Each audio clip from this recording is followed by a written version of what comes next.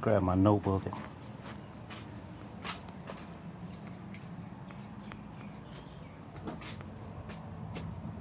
Someone asked me, someone asked me to post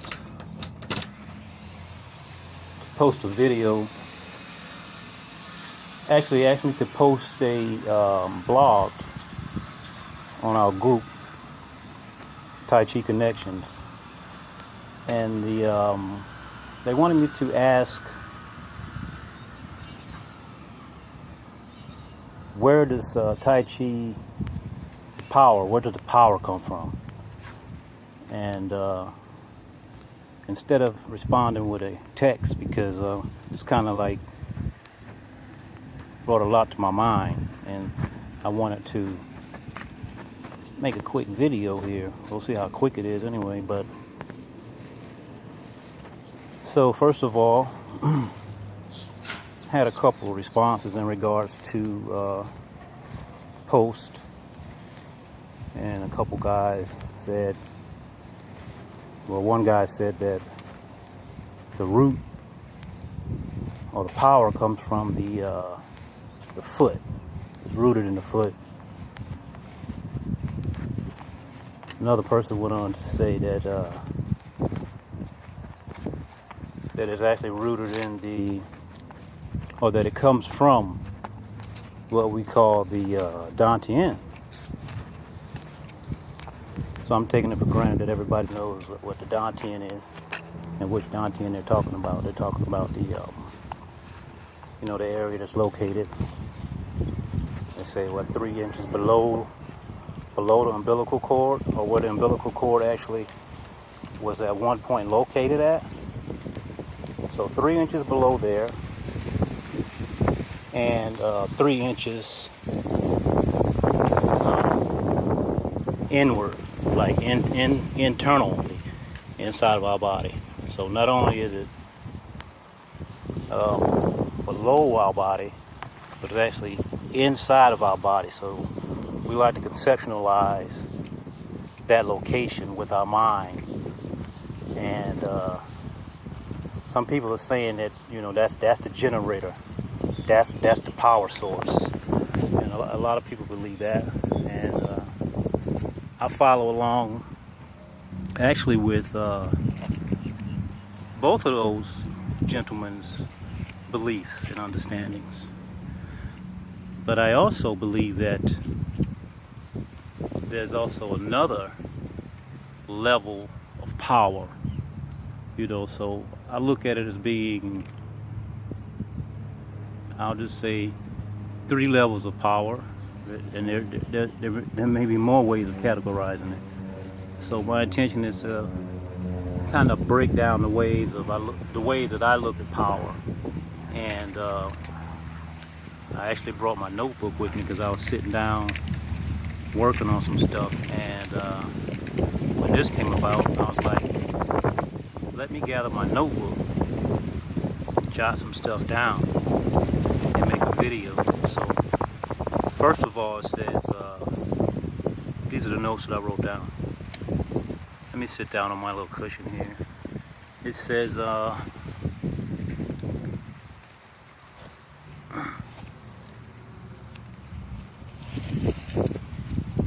here we are sitting out here. This is where I like to be at 3 times a day.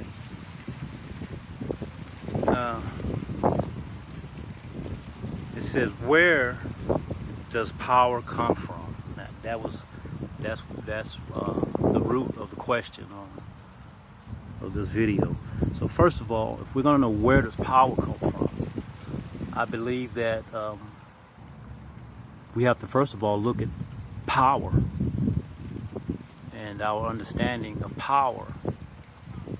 We all have different ideas of what power is, and that understanding of power alone can make a big difference in the understanding of where power comes from. Just that one simple concept. So this is how I look at power. I look at power, and this is how I actually break it down. and this is the way that Sifu broke it down to me. You know, we can look at power on a from a physical manifestation. You know, we'll say, take for example, when we push hands. I like to talk about it from that standpoint. You know, some people use a lot of brute force. You know, and of course we want to get away from brute force, but we also want to be able to deal with situations that may bring brute force. So we should be able to deal with that, and we learn that from push hands. So that's the physical, you know. So I think of three levels: heaven, man, and earth. You see these representations all the time, you know. The trilogy, right? So physical. Of course, we all have a physical body, and we have to be physical to some degree.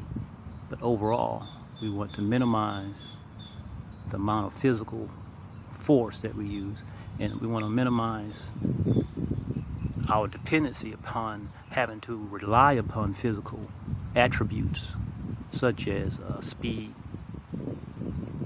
and being muscularly stronger than someone else. Those things tend to dwindle away no matter what, you know. Even if you're working out every day and running every day, they still have a downward, you know, descension, you know, with time. It's just a matter of age, and of course we can, you know, do our practice to help slow those things down and even rejuvenate some things. But there we are. We have physical. Remember, let's get back on point. We're talking about power. We have physical, and for me, physical would be the idea that the gentleman gave, where he says that power is rooted in the feet. So to me, that would be an example of like the first level, you know, more dependent on being physical. Because to me, you should have power regardless of whether your feet are rooted or not. You know, that's my understanding. And when I say my understanding, I'm not going to talk about. When I talk about my understanding, I'm talking about my experience. You know, things that I've actually experienced, not that I've seen or read or whatever. Things that I've experienced from being me, and we won't get into the experience. But anyway, yeah, not just physical. So physical, once again, so brute force, all right? So to me, that's like the lowest level, you know. That's more what I call more gross, you know, more depending on physical attributes. So here we are. Now we're going to move into the second level, which this second level is a little less dependent upon the physical attributes. So here you're starting to actually refine your skill set, you know. And this second level is where they say that most of the good Tai Chi players make it to the second level, most. And on that second level, you're able to use the geometry, you know. You're able to tap into all the different angles and use these different vectors, and, you know, get more into the physicals, not physical from a standpoint of muscular force, but now you're adding in where you know how to use the proper stepping and, you know, the proper timing and stuff like that. So level one, I would say you have like a understanding in level one. Understanding. So it's kind of like you're kind of like looking from the outside and kind of like looking in. You've been reading some books, you know, you got a little understanding, meaning that you hadn't moved to the second level yet. The second level would be where you gain inner standing. So now you're kind of like, you're in the mix now. You know, you've been doing some push hands. You've created the physical structure, you know, and you're able to do some things now. So you have more of an inner standing. So you're no longer looking from the outside. You're no longer like under the knowledge, like looking in, you know, gaining only mental knowledge. You know, now you've actually embodied this knowledge, all right? So you have what I like to refer to as being inner standing. So that's level 2. All right? So let me look through my notes here and make sure that I didn't skip over everything. Exactly. So I'm right on point here. So like I said, second level, right? So now you start learning about all the different angles and the lines. I'm always talking to my students about these things, you know, different lines. Here's a 45-degree angle. You know what I mean? Create the spirals. You know how to create the spirals instead of having like one plane. You know, have multiple planes. So you go from having just circles and squares. You move into now having use of the spirals. You know how to use the spirals more effectively now. You know, so in our system, you would have been through a level 1 in the form. You know, the form is broken down into 3 phases, or 3 pieces, or 3 sections. So 1, 2, 3. Once again, 3 levels. So 3 levels of transformation, and all the teachings are broken down that way. So now we went through the first 2 levels, which is a lot more physical, right? So now the 3rd level. Now this 3rd level, I like to call it, you've gained overstanding. So now you've practiced. I mean, you've put in, what do they say, 10,000 hours? You've put in 10 million hours at this point. You know, you realize that really time isn't even important. You know what I mean? At this point, I say you're living the lifestyle. You have become what I like to call a true Tai Chi Ren. You know what I mean by that? A true Tai Chi Ren. You know, everything you do, your job, if you even still have a job, maybe you've already created jobs, you know, depending, you know, whatever it is, you know, you've become a true Tai Chi Ren. So let's say now, from this level, you're above, you know, you're just like looking in now. This is when, let's say, have you ever had one of these experiences? And I have. This is level 3, to me, my understanding. And I'll put it like this. It's happened to me in a few different scenarios. All right? It's happened playing Tai Chi. It's happened when my life's been on the line. And what I'm talking about here, this is not adrenaline, you know. When I think of adrenaline comes from another state. That comes from like a state of like fight or flight, you know, where you're like afraid, you know, where fear sets in. And then to me, when fear sets in, it's like you're always like a step behind because you're trying to catch up, you know, because fear is there.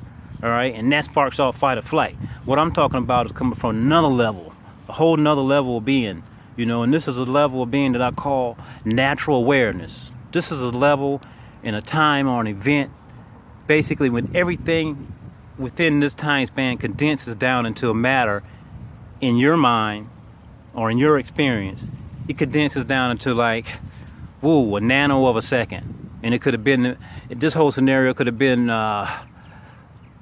60 seconds or less. But in your mind, it just happened at the blink of an eye.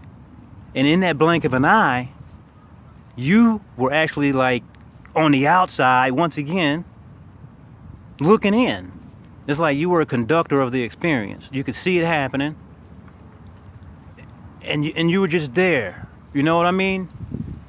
In the Chinese martial arts, some people call it. This is the closest thing I can refer to it in my experience, being in a state of what they call Wu Wei. Wu Wei. WUWEI. So that is a state of. Let me explain it to you. That's basically a state of what they say non-being.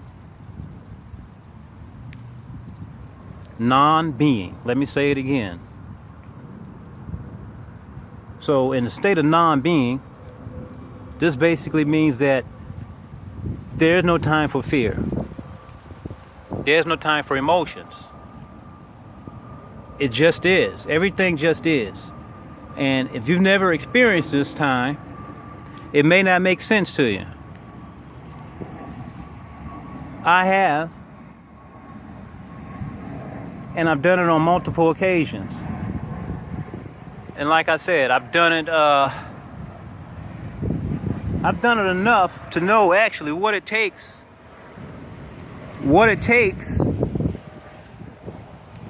to put the body, the mind, and the spirit in the state where these things actually transpire. So now we're at level number 3, right? Remember, like I said, some people call this level 3 Wu Wei, right? I call it a stage of natural awareness. And basically, I did my best to explain it to you. Now, there's, maybe other people conceptualize it differently. But like I said, don't confuse this with a state of being in like a state of adrenaline, because I've been there before. What I'm talking about now is completely different from that. Completely different from that. And it's, can I say it's like euphoric? It's kind of like mind-blowing, like, damn, like, did that just happen? It's those types of things. And we train for that. We train for that. There's particular, I say formal to the training exercises and things that we do, because it all comes down to being able to relax the mind, relax the body. And here it is. I wrote this down. It says, stage number 3, when you learn to relax, right? That's the Wu Wei. So, the relaxing triggers a sinking in the body. When the body sinks, so here we are, once again, 3 things. Relaxing creates a sinking. The sinking creates a compression. Did you follow me on that? The relaxing creates a sinking. So when we relax, we're always talking about it, song. That creates a sinking. Talking about power now. This is where the power comes from. This is what frees the body, mind, and spirit to generate true power. When I say true power, I'm talking about waking up the Dantian. And when you wake up the Dantian, it's not like a physical push from the Dantian. I'm talking about when you wake up the Dantian has a brain of its own. There is no thinking. This is a state where your body takes care of itself. You train your body will take care of itself. So here we are, sinking. Relaxation creates a sinking. The sinking creates a compression. And you can feel this compression. So the compression will be on the bottom of your feet. The bottom of your feet are connected to the earth. Okay? So we don't want to create friction between ourselves, no one else, nor do we want to create friction between ourselves and the earth. So between ourselves and the earth, we create a compression. This compression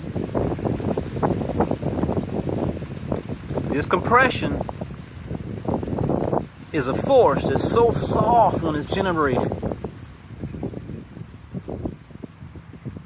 This is the internal power. This is the internal power. Like I said,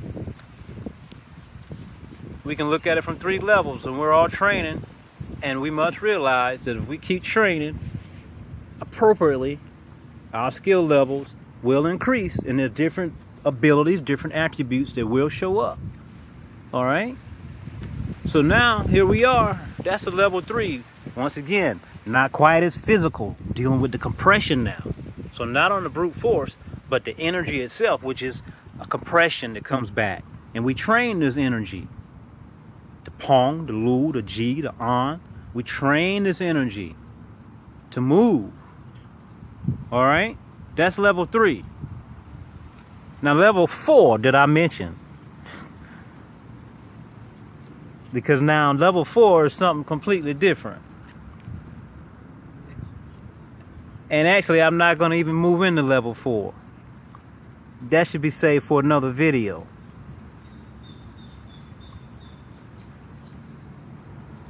Let's talk about power. Let's talk about real power. The P is for proper. The P is for proper. The O is for operation. That's proper operation. The W is with. With. The E is eternal. Eternal. The R is rule. So that's what power means to me. That's true power to me. And I did my best to break it down to you in an analogy where you could conceptualize it without us actually spending some time together. The P is for proper. The O is operation. We could break that down as well. What is proper? First of all, we're dealing with proper. We should know the number one rule is for all Tai Chi Ren, cause no harm. That's cause no harm to yourself or others. And in order to do that, we have to have a pure heart. So now we have proper, and that's what it takes to actually have the proper. That's what's included. Cause no harm to others. Purify the heart. Operation now. What is operation? Well, when we think of operation, I'm not thinking about a surgical operation. I'm thinking about function. So we have to have proper function.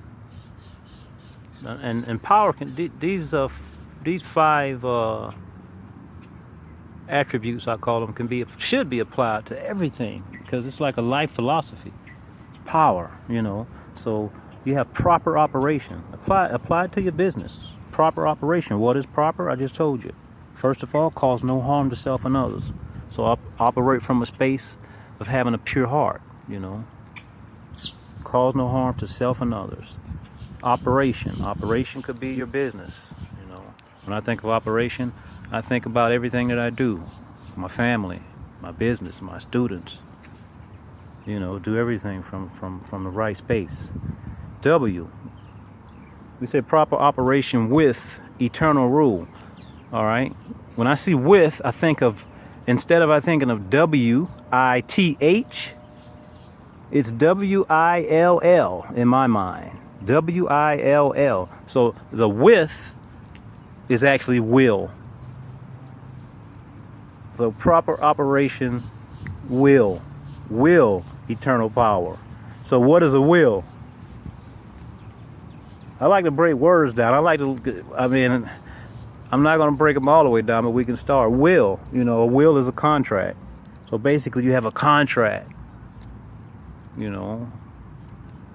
have a contract with the Tao.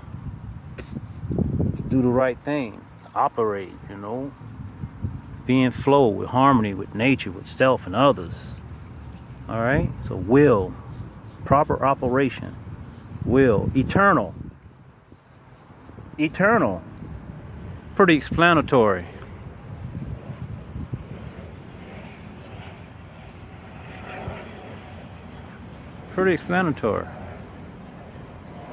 Eternal rule. How powerful is that? Rule. While I'm sitting here doing my thing, and dude just rolled up on me. And rule, we know what rule is. So basically we know that we don't rule others. We don't want to rule other people. You know what I mean? When we talk about rule, we talk about the natural rule. There's a natural rule as well. I'm not thinking about, when I say rule, thinking about physical rule like manly rule, earthly rule. No, I'm not thinking about that. When you rule, it's not about ruling others. It's about centering yourself and being in control of your universe. All of our universes come together and we create a galaxy. become powerful that way. That's what real power is about. Power. We all center ourselves. Just like Mother Earth, we create our own universe. We connect and we become galaxies.